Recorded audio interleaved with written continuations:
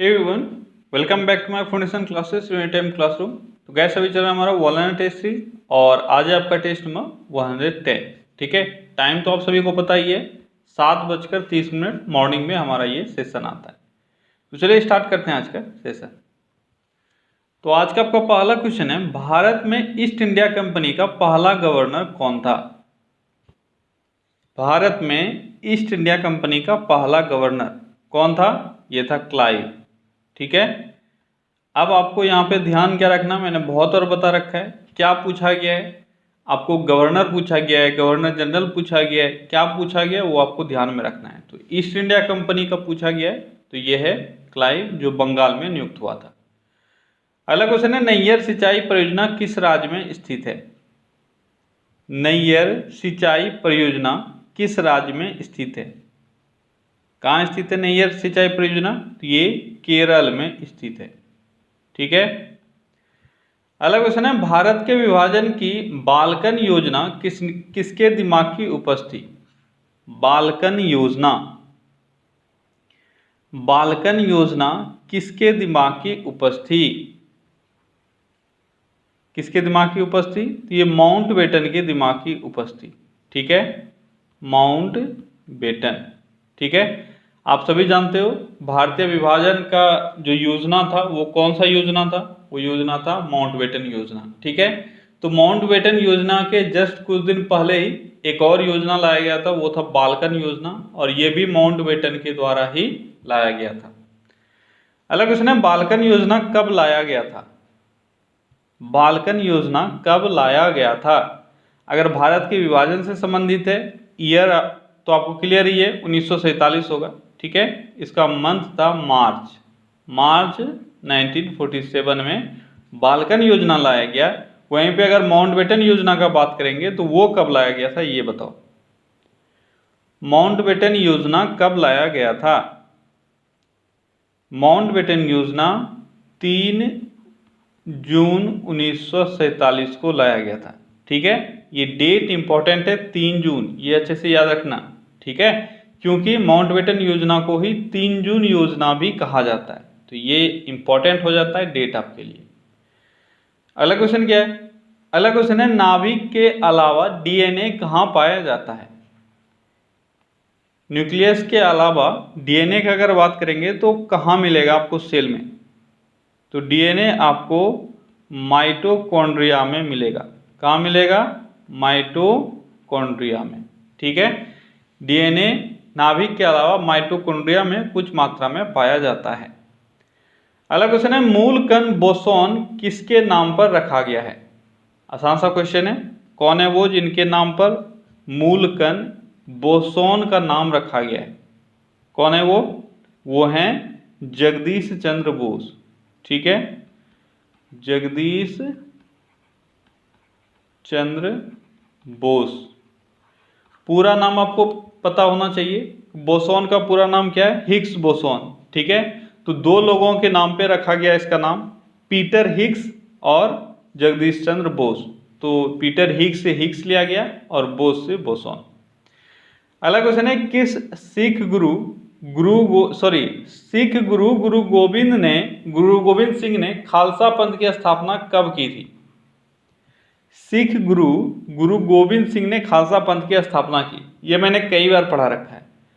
अब आपको थोड़ा सा उससे आगे बढ़कर याद रखना है, इसकी स्थापना इन्होंने कब की थी?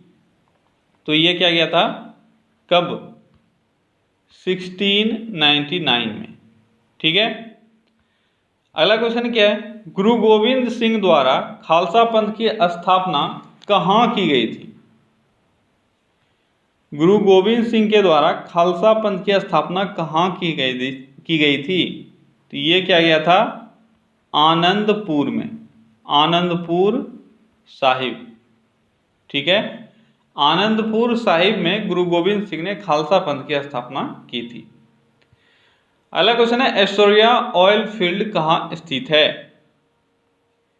ऐश्वर्या ऑयल फील्ड कहाँ स्थित है? भारत में आपको बताना है, ये भारत में है। भारत में कहाँ स्थित है? तो भारत में बाड़मेर राजस्थान में स्थित है। कहाँ स्थित है? बाड़मेर कहाँ है ये बाड़मेर? ये राजस्थान में स्थित है। अगला क्वेश्चन है, तीजन बाई किस लोकगीत नाट्य कला से संबंधित हैं? तीजन बाई किस चीज से संबंधित हैं?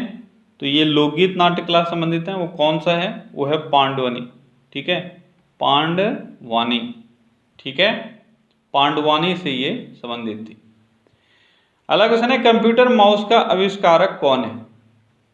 कंप्यूटर माउस का आविष्कारक कौन है? कौन है? ये है डगलस। ठीक है, कंप्यूटर माउस का आविष्कारक कौन है? डगलस है कंप्यूटर माउस का आविष्कारक।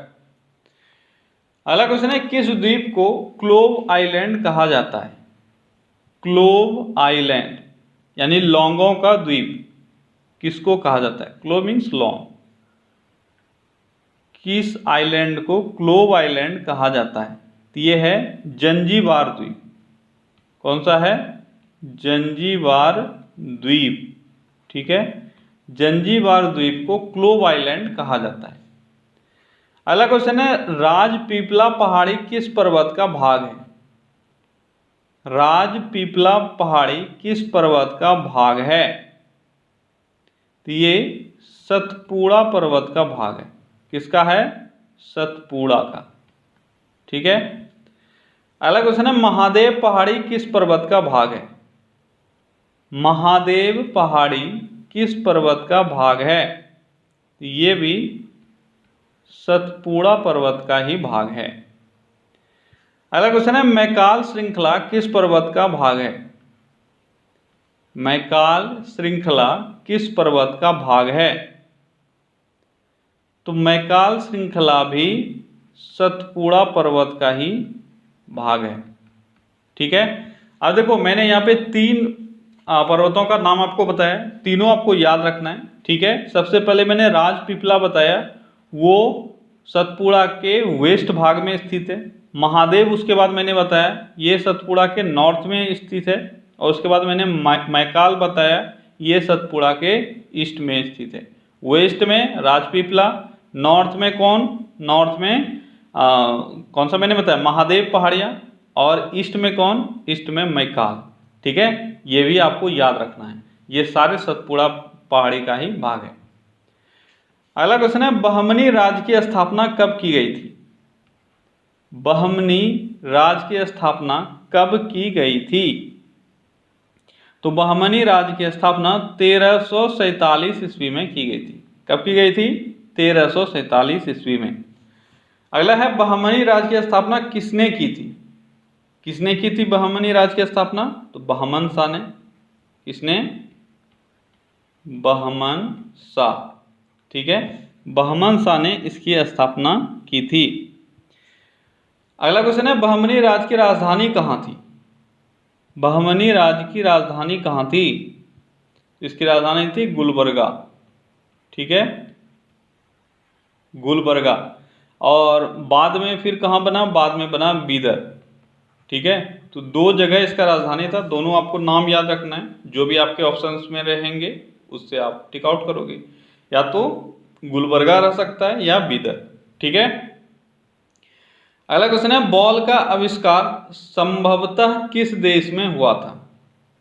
बॉल का आविष्कार संभवतः किस देश में हुआ था? बॉल का आविष्कार संभवतः चाइना में हुआ था। कहाँ हुआ था? चाइना में। अगला क्वेश्चन है, भारतीय रेलवे के प्रतीक में कितने तारे होते हैं? अब ये थोड़ा सा कंफ्यूजिंग क्वेश्चन आपके लिए हो सकता है। ठीक है, इसलिए क्योंकि अभी जो मैं आंसर लिखाऊंगा वो है 17। ठीक है, लेकिन भारतीय रेलवे का जो प्रतीक है, जो चिन्ह है, उसमें तारों की संख्या से रिप्रेजेंट किया जाता है जितने जोन हैं वो। और अब जोन हो गया है 18, लेकिन अभी भी जो तारों की संख्या है वो है 17। तो अब इसको कब चेंज किया जाता है और आपके एग्जाम में ये कब आता है उस पर डिपेंड करेगा। ठीक है, इसको रेगुलर चेक करते रहना। अगर चेंज हुआ तो ठीक है, क्योंकि मैंने जब ये क्वेश्चन फ्रेम किया तभी मैंने चेक किया था और वहाँ पे 17 तारे ही थे।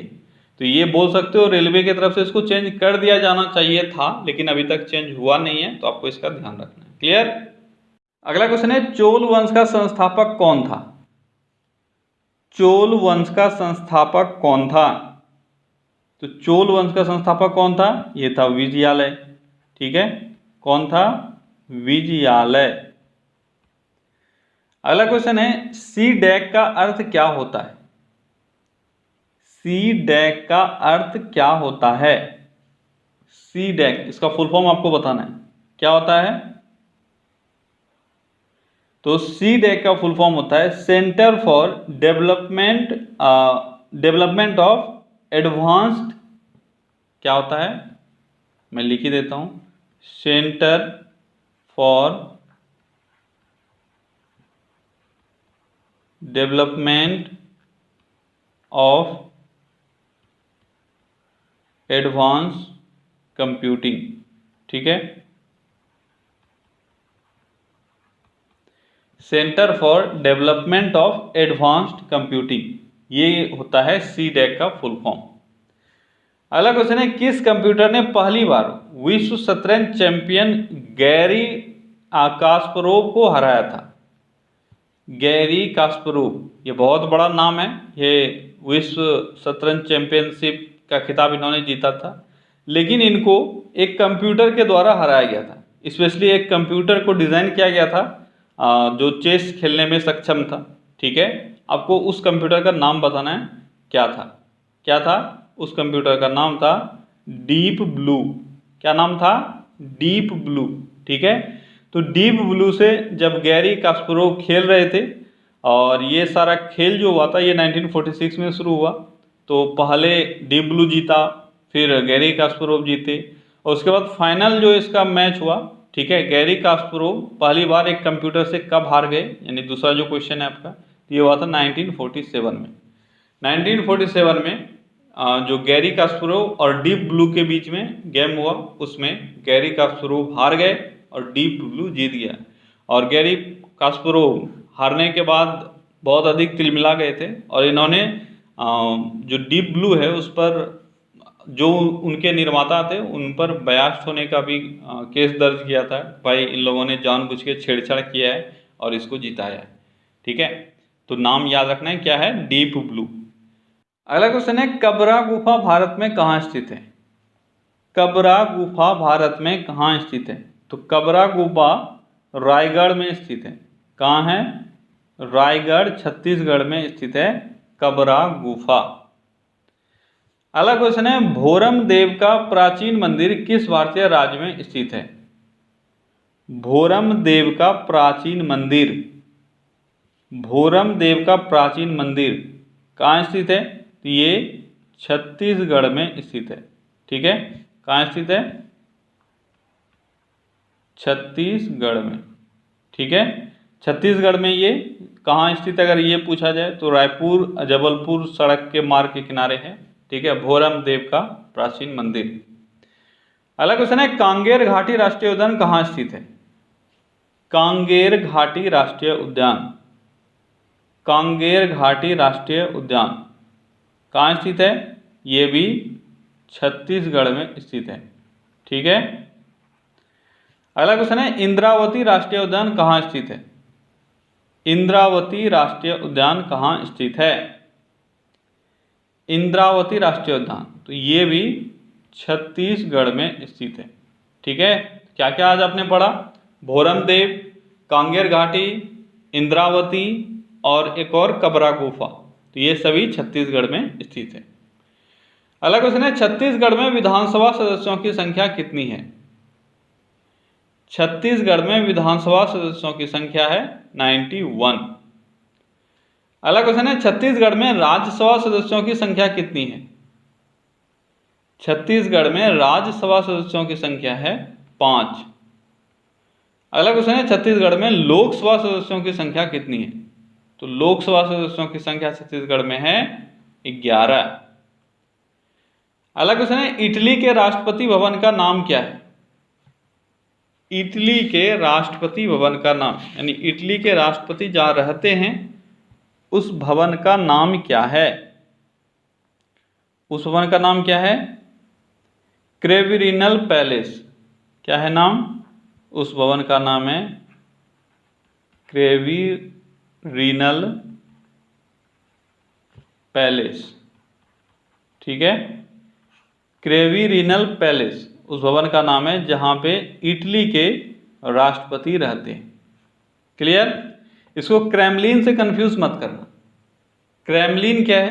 क्रेमलिन है रूस के राष्ट्रपति भवन का नाम, और यह है क्रेवी रीनल। अगला क्वेश्चन है, मेक्सिको के राष्ट्रपति का निवास स्थान क्या कहलाता है? मेक्सिको के राष्ट्रपति का निवास स्थान क्या कहलाता है? क्या कहलाता है? लॉस पिनोस। क्या कहलाता है? लॉस पिनोस। लॉस पिनोस है मेक्सिको के राष्ट्रपति का निवास स्थान। अगला क्वेश्चन है, तांबा का लैटिन नाम क्या है? तांबा का लैटिन नाम क्या है? तो तांबा का लैटिन नाम है कुप्रम, ठीक है। क्या है? कुप्रम। इसका सिंबल क्या होता है? Cu। अगला क्वेश्चन है, चांदी का लैटिन नाम क्या है? चांदी का लैटिन नाम यानी सिल्वर का लैटिन नाम क्या है? इसका लैटिन नाम है अर्जेंटम, ठीक है, अर्जेंटम। और इसका सिंबल क्या होता है? इसका सिंबल होता है Ag, ठीक है। तो अर्जेंटम से इसका सिंबल आया है Ag। अगला क्वेश्चन है, बंदे हसन किस वाद्य से संबंधित थे? बंदे हसन किस वाद्य यंत्र से संबंधित थे? तो बंदे हसन सितार से संबंधित थे। अगला क्वेश्चन है, पंडित हरिप्रसाद चौरसिया किस वाद्य यंत्र से संबंधित हैं? हरिप्रसाद चौरसिया, हरिप्रसाद चौरसिया किस वाद्य यंत्र से संबंधित हैं? तो हरिप्रसाद चौरसिया किससे संबंधित हैं? तो ये बांसुरी से संबंधित हैं, ठीक है, बांसुरी से संबंधित हैं। कौन? हरिप्रसाद चौरसिया, ठीक है। अगला क्वेश्चन है, बैंकैक्स शेयर मूल्य सूचकांक किस स्टॉक एक्सचेंज से संबंधित है? आज तो आपको आंसर करना ही होगा क्योंकि बहुत बार मैंने इसको बता रखा है। बैंकैक्स शेयर मूल्य सूचकांक किस स्टॉक एक्सचेंज से संबंधित है? किससे संबंधित है? ये मुंबई से संबंधित है, ठीक है। अगला क्वेश्चन है, मिडडेक्स शेयर मूल्य सूचकांक किस स्टॉक एक्सचेंज से संबंधित है? मिडडेक्स, मिडडेक्स तो ये जर्मनी स्टॉक एक्सचेंज से संबंधित है, ठीक है। किससे? जर्मनी से। अगला क्वेश्चन है, भारत में मिर्च का प्रमुख उत्पादक राज्य कौन सा है? भारत में मिर्च का प्रमुख उत्पादक राज्य कौन सा है? तो भारत में मिर्च का प्रमुख उत्पादक राज्य है आंध्र प्रदेश, ठीक है। अगला क्वेश्चन है, भारत में हल्दी का प्रमुख उत्पादक राज्य कौन सा है? हल्दी का प्रमुख उत्पादक राज्य कौन सा है? यह है तेलंगाना, ठीक है। तेलंगाना है हल्दी का प्रमुख उत्पादक राज्य वर्तमान में। अगला क्वेश्चन है, देवी अहिल्याबाई होलकर अंतर्राष्ट्रीय हवाई अड्डा कहाँ स्थित है? देवी अहिल्याबाई होलकर अंतर्राष्ट्रीय हवाई अड्डा कहाँ स्थित है? तो ये इंदौर में स्थित है, ठीक है। अगला क्वेश्चन है, छत्रपति शिवाजी अंतर्राष्ट्रीय हवाई अड्डा कहाँ स्थित है? छत्रपति शिवाजी अंतर्राष्ट्रीय हवाई अड्डा कहाँ स्थित है? तो ये मुंबई में स्थित है। अगला क्वेश्चन है, सबसे पहले टाइफाइड के जीवाणु का खोज किसने किया था? सबसे पहले टाइफाइड के जीवाणु का खोज किसने किया था? टाइफाइड के जीवाणु का खोज किसने किया था? जल्दी बताओ, टाइफाइड का जीवाणु का खोज किसने किया था? तो टाइफाइड के जीवाणु का खोज किया गया था किसके द्वारा? ईबर्थ के द्वारा, ठीक है, जोसेफ ईबर्थ, ठीक है, जोसेफ ईबर्थ के द्वारा खोज किया गया था। अगला क्वेश्चन है, डीडीटी का आविष्कारक कौन है? डीडीटी का आविष्कारक कौन है? कौन है? ये हैं पॉल मूलर, ठीक है। पॉल मूलर ने डीडीटी का आविष्कार किया था। अगला क्वेश्चन है, भारत के उच्चतम न्यायालय के मुख्य न्यायाधीश का वेतन कितना होता है? उच्चतम न्यायालय के मुख्य न्यायाधीश का वेतन कितना होता है? ये होता है 2,80,000। ठीक है, 2,80,000 इनका वेतन होता है। यह है मंथली, पर मंथ। अगला क्वेश्चन है, भारत के उच्चतम न्यायालय के अन्य न्यायाधीशों का वेतन कितना होता है? मुख्य न्यायाधीश का 2,80,000, अन्य न्यायाधीशों का कितना होता है? ये होता है 2.5 लाख। ठीक है, कितना होता है? 2.5 लाख पर मंथ। ठीक है, अगला क्वेश्चन है, ग्रैंड कैनियन पार्क कहाँ स्थित है? ग्रैंड कैनियन पार्क कहाँ स्थित है? ग्रैंड कैनियन पार्क कहाँ स्थित है? तो ग्रैंड कैनियन पार्क एरिजोना में स्थित है। कहाँ स्थित है? एरिजोना। एरिजोना कहाँ है? यह है यूएसए में। ठीक है, अगला क्वेश्चन है, हैंगिंग गार्डन ऑफ बेबीलोन कहाँ स्थित है? हैंगिंग गार्डन ऑफ बेबीलोन, तो बेबीलोन तो जगह आपको पता चल गया, यानी आपको देश बताना है। तो hanging garden of Babylon Iraq में स्थित है। ठीक है, कहाँ स्थित है? इराक में। क्लियर? तो ओके गाइस, तो आज के सेशन बस इतना ही। चलिए कल फिर से मिलते हैं अगले सेशन में। Till then take care, bye bye.